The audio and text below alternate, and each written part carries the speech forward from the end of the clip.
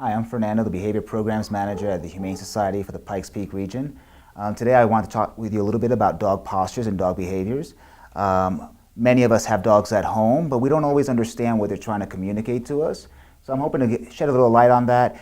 Some of the good postures that we want to see, and some of them are a little more concerning that maybe we should be aware of and may need some intervention, or maybe just means your dog needs a little time alone for the moment. Start off with a content dog. We're looking at relaxed posture, soft eyes. The commissure, the line of the mouth there should be relaxed, maybe open. Big difference between that and per se a very open but tight commissure. We want them to be, in general, just soft to view. An alert dog, depending on the breed and the type of dog and what's going on in its environment, may not mean anything, but it could also mean that that dog is very tense and very much aware of its environment. An alert dog may have his hackles raised, the ears perked, the body leaning forward. They're very much focused on something in their environment. They're concerned about what's going on around them. They may be a hunting dog that's pointing. It may be a dog that sees another dog and feels threatened, or even another human and feels threatened. Definitely something to be aware of. And one of the things that I often comment on when I see this kind of behavior is this dog is super focused. And just like if you were focused on something and someone came up behind you and tapped you on the back, they're very likely to be a little more jumpy. And so coming up to a dog that's this focused, you want to make sure that they are aware of your presence before you actually make any kind of physical contact to avoid any accidental redirection or aggression. Fearful dogs is what we see a lot of in the shelter. It's a different environment, it's a change, and change is difficult for all of us.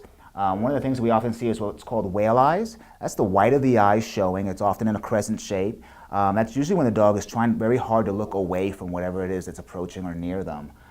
They may hold one of their front paws up. We see a lot of that in dogs.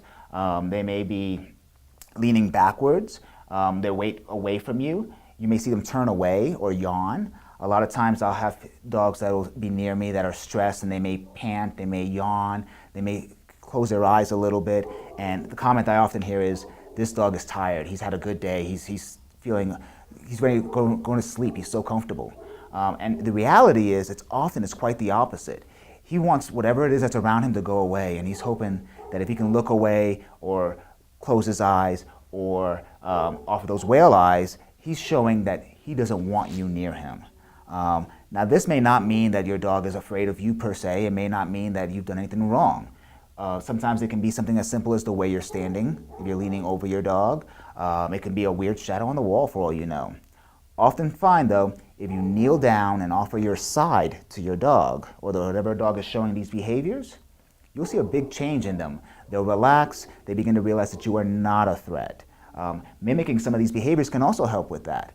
When I'm dealing with a fearful dog like this, I will look away, I will yawn, I may close my eyes, I make myself appear smaller. For us men, raising the pitch of your voice can also be helpful. Dogs tend to respond better to higher pitched voices. Displacement behaviors we see a lot of throughout, anytime you're around a dog. They can be very natural behaviors like urinating or sneezing, but what you're actually looking at is a behavior that's not in the context for the situation. So for a dog that's been in a room, for example, for 20 minutes, relaxing, and suddenly someone enters the room and they start sniffing the floor industriously. They didn't just find something that smelled wonderful, they're stressed. And so they're offering this, what's called a displacement behavior out of context for the situation, to express that. And by being able to be aware of that, you can have a better relationship with your dog where you start to realize what my dog is saying. He's not comfortable with this environment, something's throwing him off. And by stepping away, by giving them a treat, by kneeling down and offering your side, you can actually improve the overall situation. Stress behaviors can occur during training, during difficult situations, maybe there's another dog nearby, and they're categorized by a lot of these descriptions here, the panting, the shaking, taking treats hard. When I'm working with a dog that normally takes treats very gently and he starts snatching those treats, I know that his stress level is high, his arousal is high, he is not as comfortable as he normally would be, and that's how he's losing his ability to control himself, that inhibition. Something to be aware of. Again, oftentimes just giving a little space can be a huge help. Appeasement behaviors, those are behaviors basically saying, I'm not a threat. With appeasement behaviors, it's very important that we appreciate those and give the dog space, particularly if we don't have a relationship with the dog. A dog that we know that that's a part of our family that rolls over and shows his belly, that's family. There's trust. A strange dog that you don't know that rolls over and shows his belly, he's saying, I'm not a threat, please don't hurt me. And he may snap if you continue to reach down and try to pet him, because he is trying to communicate, I'm not a threat, leave me alone, and you don't have that trust, that relationship in place. Briefly want to talk about dog interactions and corrections. Corrections are really important because you often see people taking dogs on walks or at dog parks, and the dog snarls or growls or snaps at another dog, and the owner is quick to say, stop it, no. But what we're teaching in that situation potentially is that growl is inappropriate. So you take away that communication. So now this dog has to go to the next step.